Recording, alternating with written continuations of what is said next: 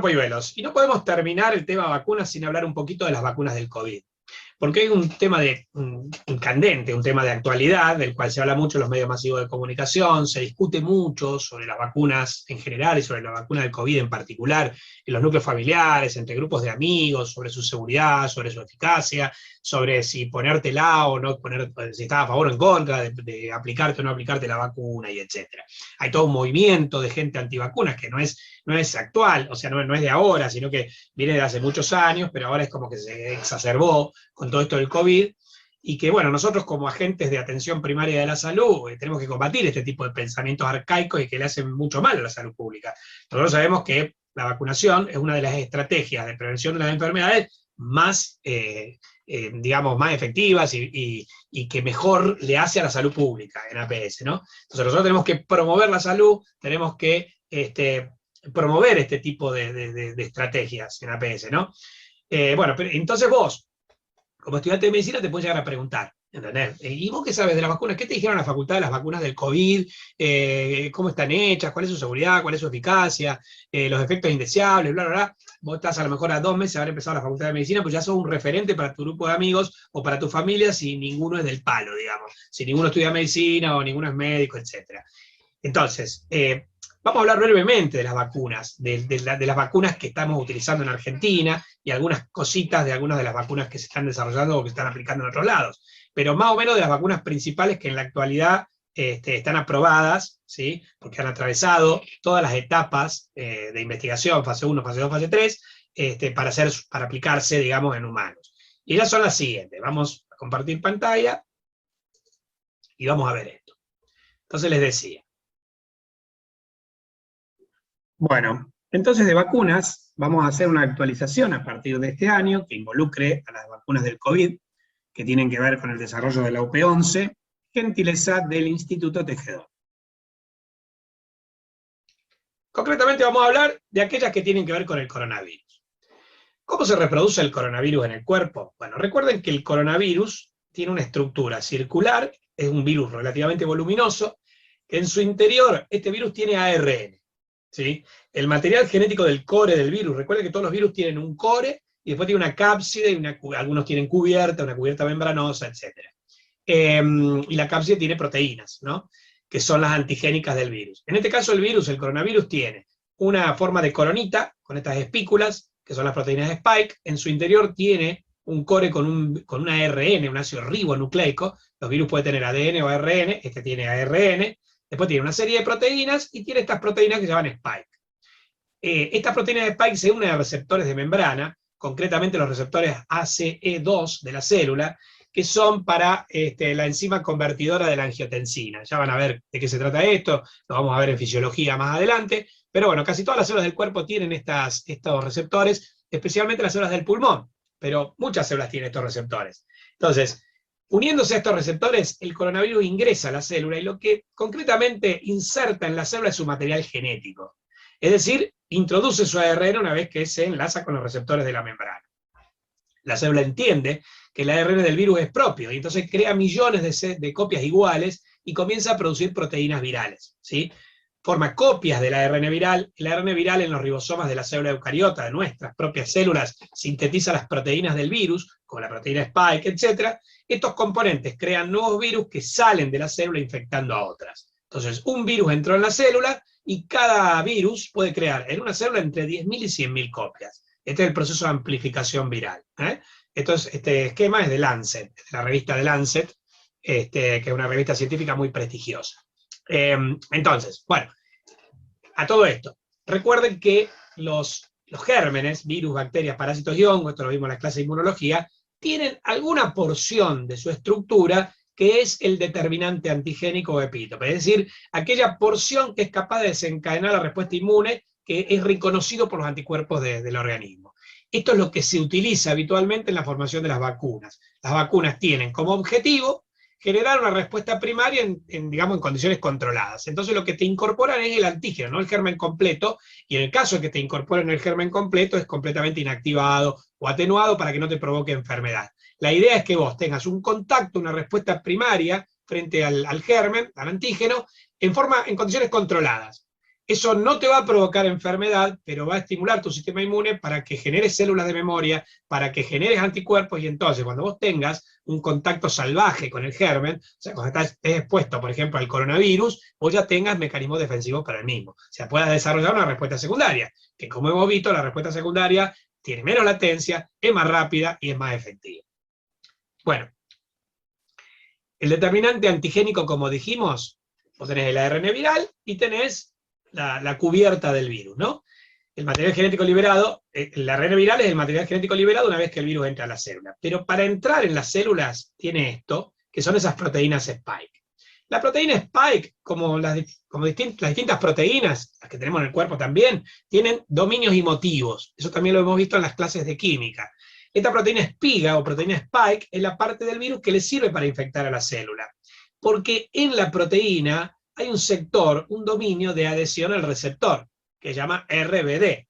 Es la parte de la proteína espiga que actúa como una llave que le da acceso a las células del cuerpo. Bueno, si yo puedo bloquear esta llave antes de que se una a la cerradura, si yo puedo bloquear la proteína Spike con un anticuerpo, de algún mecanismo, que se una a la proteína para evitar que la proteína se una a los receptores del cuerpo, bloqueo al virus en el medio extracelular, antes de que entre a la célula. ¿Estamos? O sea, lo que estoy haciendo es neutralización del virus. Entonces, las vacunas apuntan a generar anticuerpos contra esta proteína espiga para evitar la unión del virus a los receptores celulares.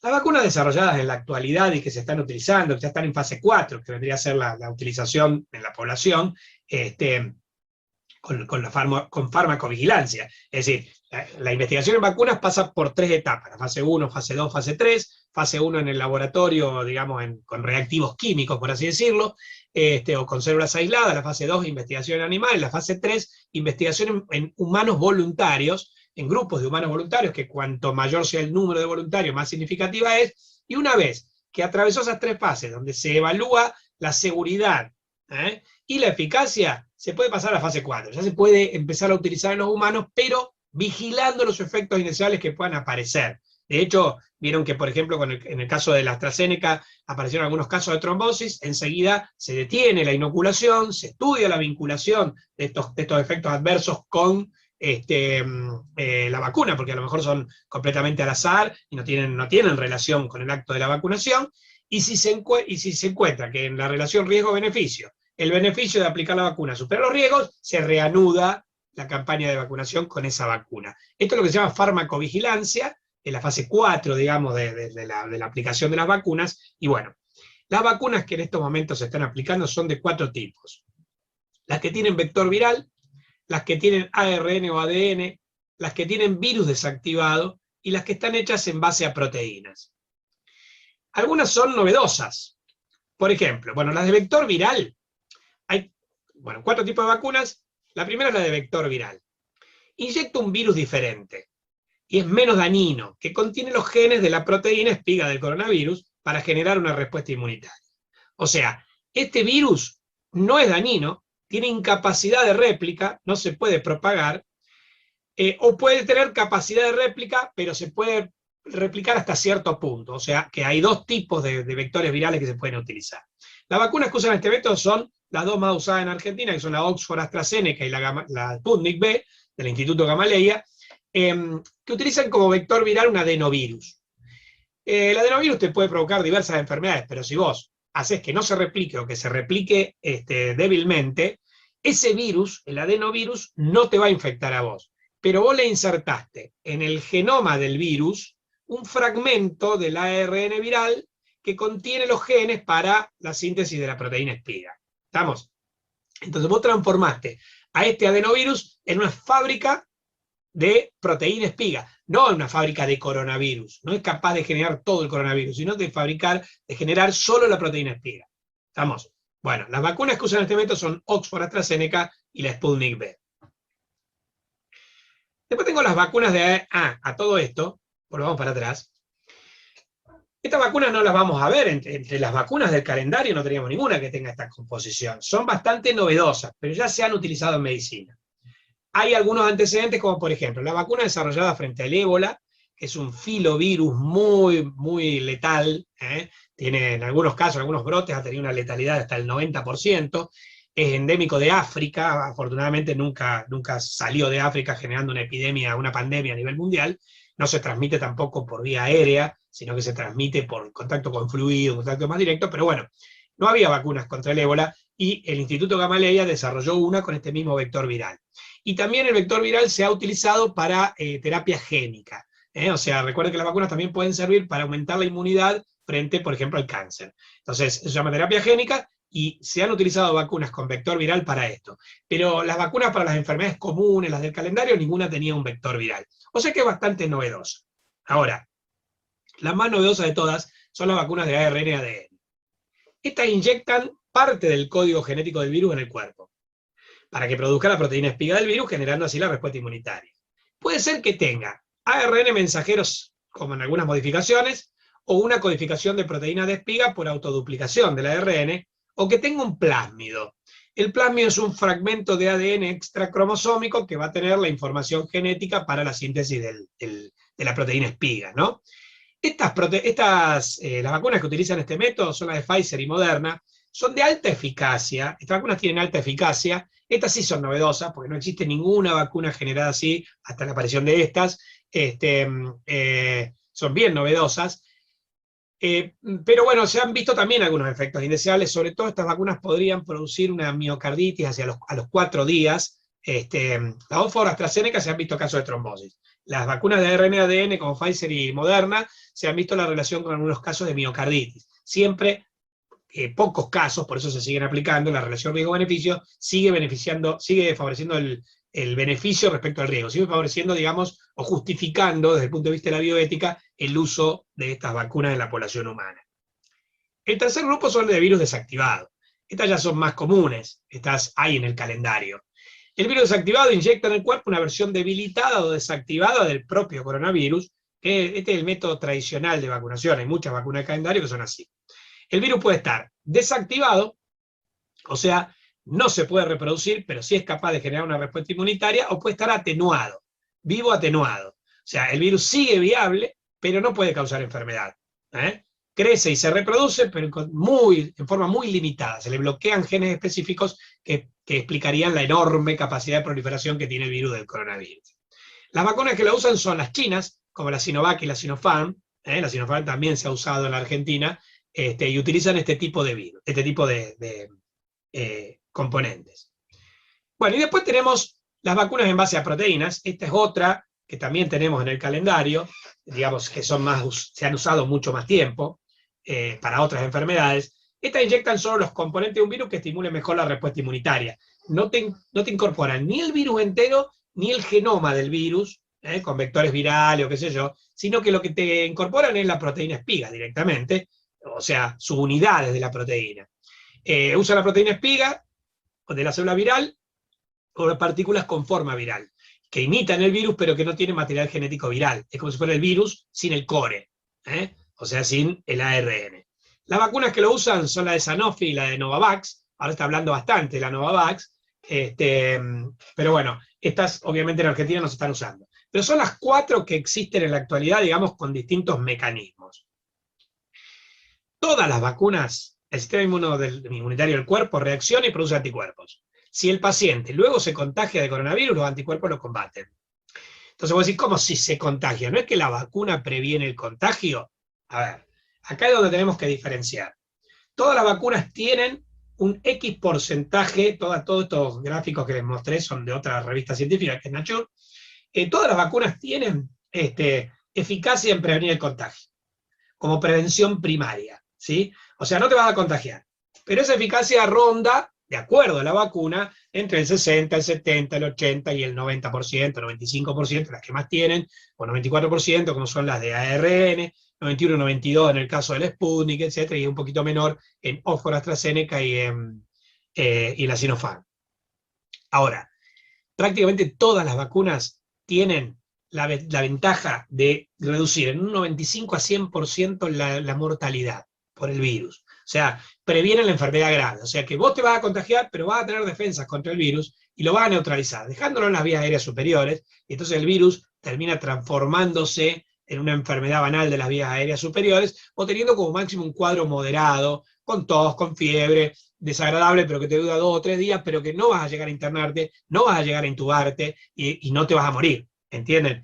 Esa es la verdadera eficacia, cortar el ciclo de letalidad de esta enfermedad. ¿Estamos? Y también disminuye el contagio, porque si tiene una prevención del contagio de entre un 60 y un 90%, son de las mejores vacunas que tenemos, porque la vacuna de la gripe u otras vacunas que se usan y que están en el calendario, a lo mejor tienen un porcentaje para evitar el contagio del 40, del 50, del 60% como máximo, y estas algunas llegan al 90%, o sea, son muy eficaces. En cuanto a los riesgos, como decíamos, porque te van a preguntar eficacia y también seguridad.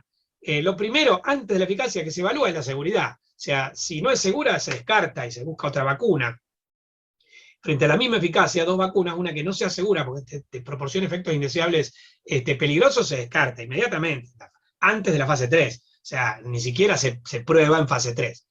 Y si se descubren dichos efectos indeseables en fase 3, porque a veces vos lo estudiás en animales y no genera ningún efecto indeseable, pero hay que tener en cuenta también las diferencias interespecíficas. A lo mejor a un animal no le hace nada, pero ya cuando hacemos el salto de especie, en el humano sí, ¿entienden? Entonces, bueno, tienen que ser seguras. Se han visto efectos indeseables, como te dije, en el caso de Oxford AstraZeneca se han visto casos de trombosis, en el caso de las Pfizer y Moderna, casos de miocarditis, pero en un porcentaje muy bajo.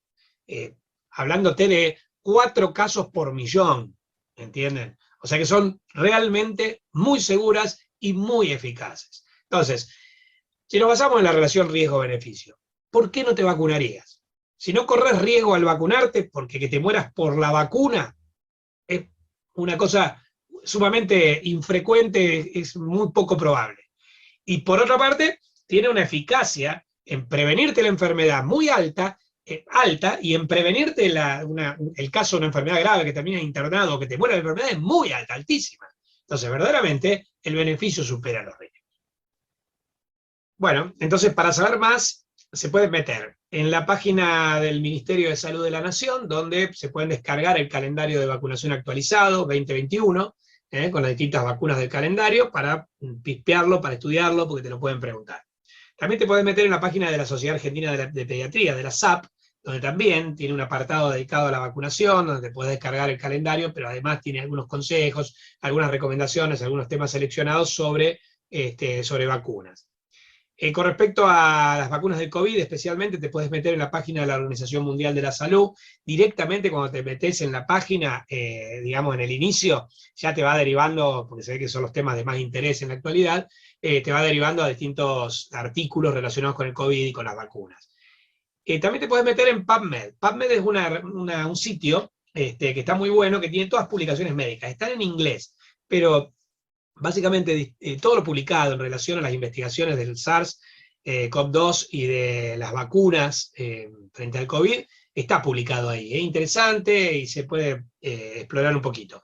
Te puedes meter también en el sitio de Medline Plus, que es de la Biblioteca de la Academia de Medicina de los Estados Unidos. Esta es una página en español, el sitio oficial, digamos. Y bueno, y acá también, por ejemplo, acá este link que les puse tiene que ver con la seguridad de las vacunas, artículos relacionados con la seguridad de las vacunas, que es un tema que muchas veces preocupa.